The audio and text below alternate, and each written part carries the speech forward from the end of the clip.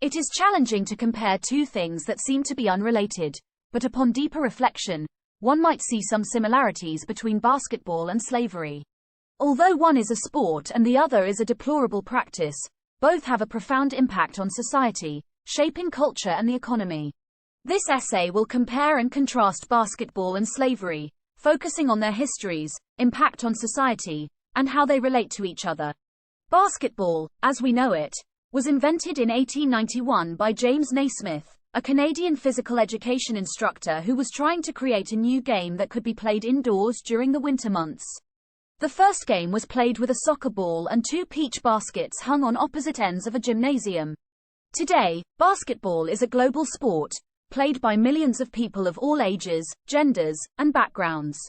Slavery, on the other hand, is a much darker part of history. It refers to the practice of owning and exploiting other people for economic gain, usually based on race or ethnicity. The transatlantic slave trade, which lasted from the 16th to the 19th century, saw millions of Africans forcibly taken from their homes and sold as slaves in the Americas. Slavery has had a profound impact on society, shaping race relations and economic systems. Despite their vastly different origins, basketball and slavery share some commonalities. One such similarity is that both have been used to create economic opportunities for those in power. In the case of basketball, the sport has become a multi-billion-dollar industry, with professional leagues, merchandise sales, and advertising deals generating enormous profits. These profits are largely controlled by a small group of owners and executives, who use their power to influence the direction of the sport and the lives of the players. Similarly, slavery was also used to generate enormous profits for those in power. The transatlantic slave trade saw millions of people forcibly taken from their homes and sold as property to wealthy plantation owners in the Americas. These slave owners became incredibly wealthy, using the forced labor of their slaves to cultivate crops like cotton and tobacco, which were then sold for enormous profits. The legacy of this system of exploitation is still felt today, with many of the economic and social disparities between different groups in the Americas directly tied to the legacy of slavery. Another similarity between basketball and slavery is the way they have been used to create a sense of identity and community. For many people, basketball is not just a sport, but a way of life. It is a source of pride and belonging, bringing people together around a shared passion. Similarly, slavery was used to create a sense of identity and community among white Americans, who came to see themselves as superior to the black slaves they owned. This system of racial hierarchy created a deeply ingrained sense of white supremacy that still persists in many parts of society today. Despite these similarities, there are also significant differences between basketball and slavery. Perhaps the most obvious difference is that basketball is a voluntary activity, while slavery is a practice that involves the forced exploitation of others. While basketball players may face pressures and challenges related to their sport, they ultimately have the ability to choose whether or not to participate. Slaves, on the other hand, had no such choice, and were subject to brutal violence and exploitation at the hands of their owners.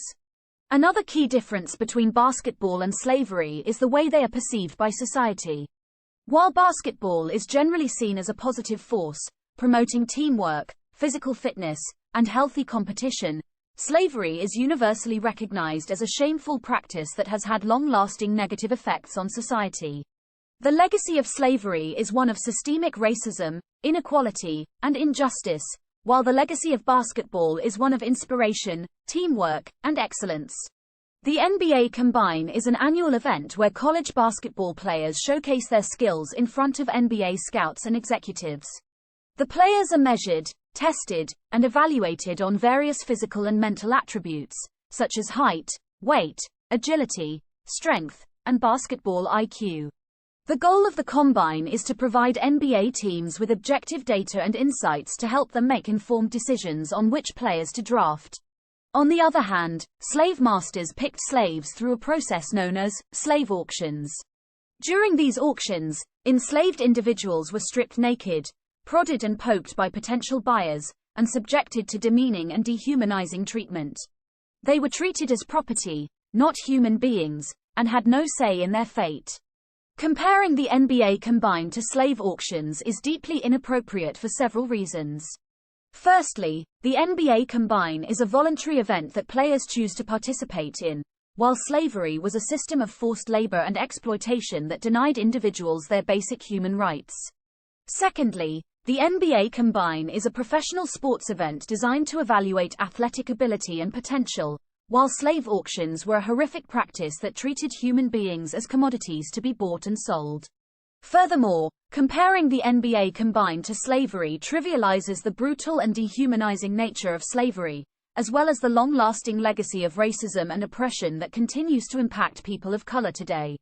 Slavery was a violent and oppressive system that caused immeasurable suffering, while the NBA Combine is a relatively minor aspect of a sports league.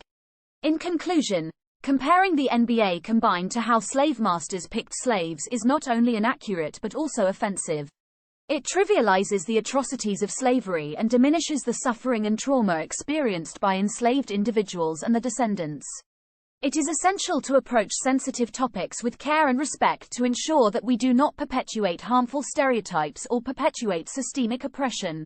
It is still inaccurate to compare the NBA Combine to slave masters picking slaves based on their strength and athleticism to pick cotton. While it is true that enslaved individuals were often selected for their physical attributes, the context and circumstances are vastly different. Firstly, the NBA Combine is a voluntary event that college basketball players choose to participate in. These players have the agency and autonomy to decide whether or not they want to showcase their skills and potentially enter the NBA draft. In contrast, enslaved individuals had no choice in being forced into slavery, and were treated as property to be bought and sold at the discretion of their masters. Secondly, the NBA Combine is a professional sports event designed to evaluate athletic ability and potential in the context of a modern sports league. It is not an exploitative system designed to extract labor from individuals against their will. In contrast, slavery was a violent and oppressive system that denied individuals their basic human rights and subjected them to inhumane treatment and labor conditions. Additionally, the comparison between the NBA Combine and slavery ignores the broader historical and cultural context of slavery and its lasting impacts on society. Slavery was a deeply ingrained system of racial oppression that had far-reaching effects on the development of the United States, including the perpetuation of systemic racism and inequality. In conclusion, while it is true that slave masters picked slaves based on their physical attributes, comparing the NBA Combine to slavery is inaccurate and inappropriate. The NBA Combine is a voluntary event designed to evaluate athletic potential in a professional sports context, while slavery was a violent and oppressive system that denied individuals their basic human rights and perpetuated systemic racism and inequality. It is important to approach sensitive topics with care and respect to avoid perpetuating harmful stereotypes and minimizing the trauma and suffering experienced by marginalized communities.